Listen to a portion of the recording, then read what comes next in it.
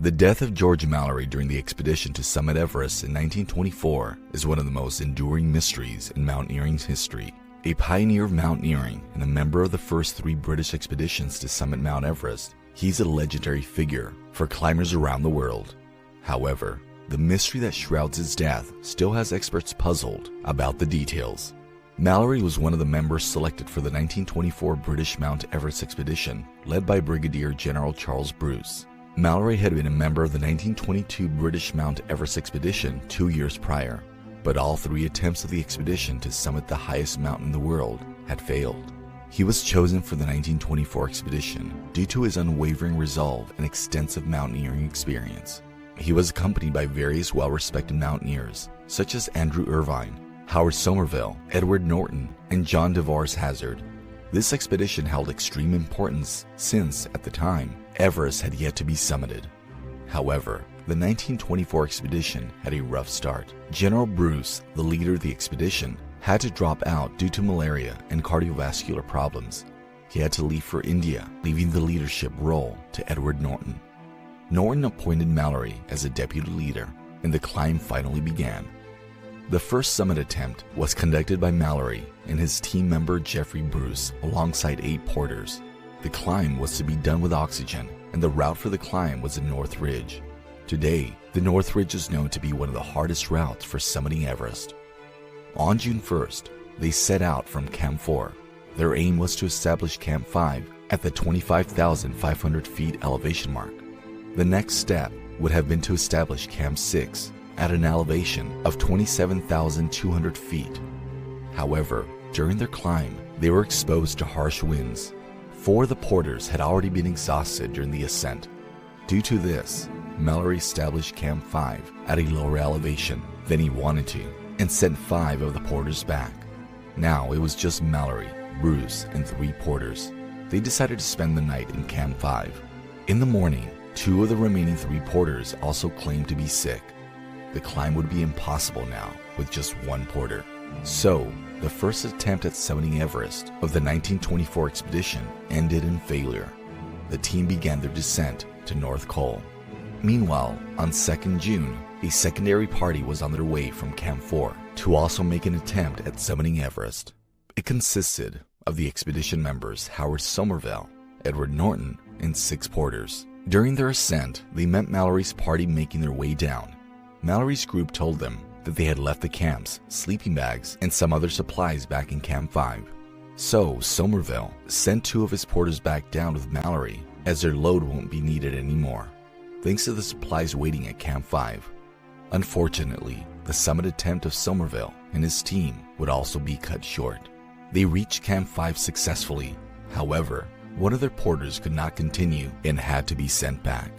The party continued on until they reached an elevation of 26,700 feet. Then another one of the remaining 3 porters, Simchumbi, could not continue due to his knee being swollen, causing his leg to go lame. The party decided to pitch their camp in a narrow cleft. Afterward, all the porters were sent back. The chances of summiting now were low, but Somerville and Norton decided to not give up. The pair reached an elevation of 28,000 feet. From here, Norton had to continue on alone as Somerville was struggling with a sore throat and severe cough. Norton kept moving forward and reached an altitude of 28,126 feet, the highest anyone had ever climbed on Everest at that time. Unfortunately, he had to abandon his attempt due to his visual impairment caused by the lack of oxygen. The duo made their way back, but during their descent, frostbite caused a slough from the mucous membrane lining Somerville's larynx to obstruct his air passageway. He could not breathe. So far away from help, he was nearing death. He had to clear away the obstruction no matter what. He pressed his own chest in an attempt to save his life. Luckily, the obstruction dislodged, and he could breathe again. Without stopping any longer than necessary, Somerville and Norton continued their descent after this horrifying experience and safely reached Camp 4, making the end of the expedition's second failed attempt. However, the mountaineers were not going to give up so easily. On 6 June, a 3rd team began another summit attempt. The team consisted of Mallory, Irwin, and 8 porters. The attempt was to be made with supplementary oxygen for part of the climb. The weather was clear and optimal for a summit attempt. Of the 3 attempts, this one looked the most promising. They reached Camp 5, making good time. They sent 4 of their porters back with the news that the weather looked clear. The party of 6 slept in Camp 5 for the night. The next morning, they made their ascent to Camp 6 with no incidents.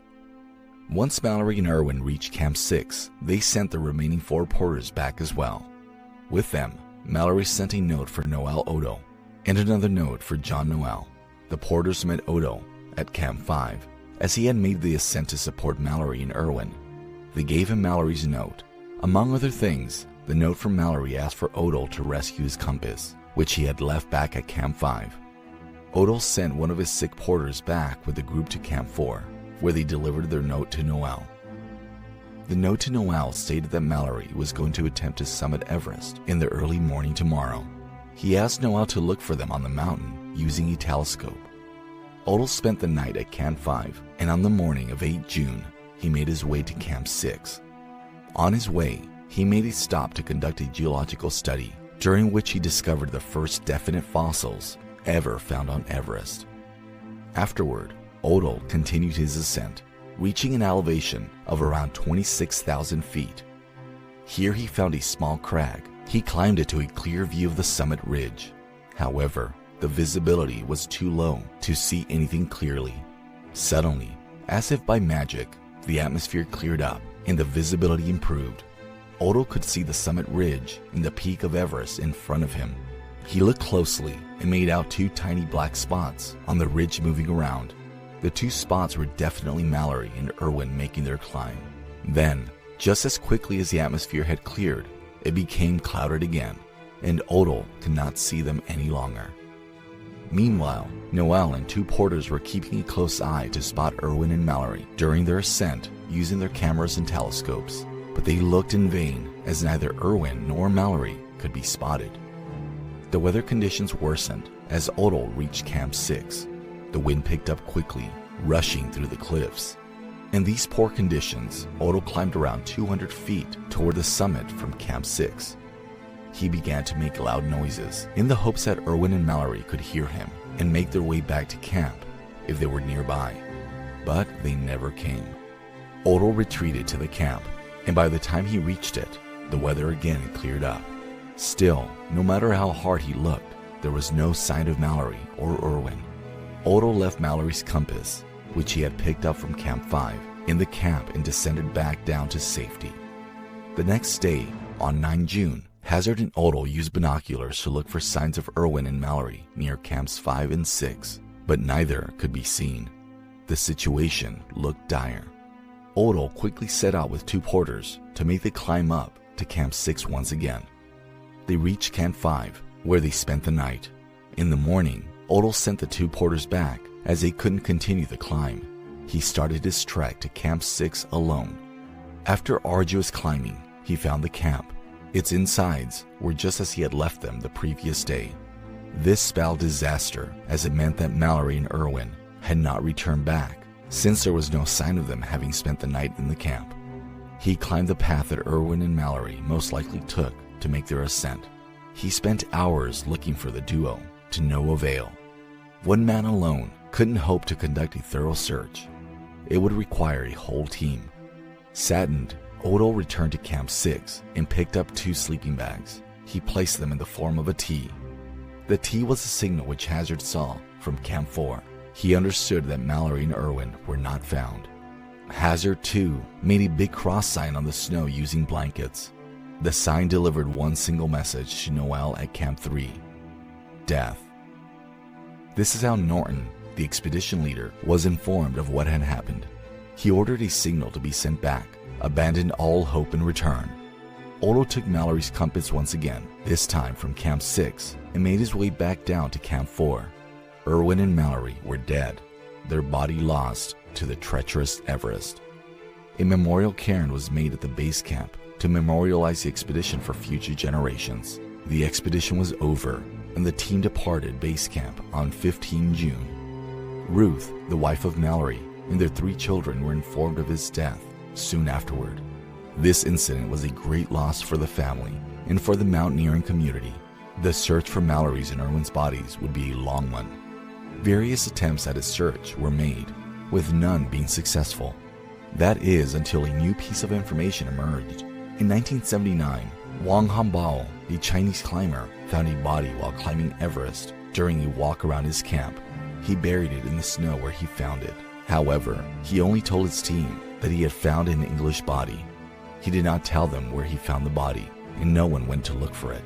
An avalanche the very next day killed Wang Hanbao and 2 other climbers.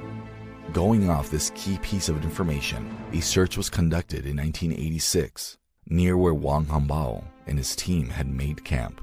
The body of Mallory was finally found during the search 75 years after his death. It was deduced from the rope jerk injuries that Mallory had fallen and broken his leg. Soon after, he died. His body lay preserved by the cold for decades. The search party covered the body in stones to protect it from the birds and performed a burial ceremony. It is unclear if Mallory summited Everest or not. No conclusion can be drawn on this due to the lack of evidence. Mallory rests on Everest to this day. On the mountain, he made the brave attempt to summit.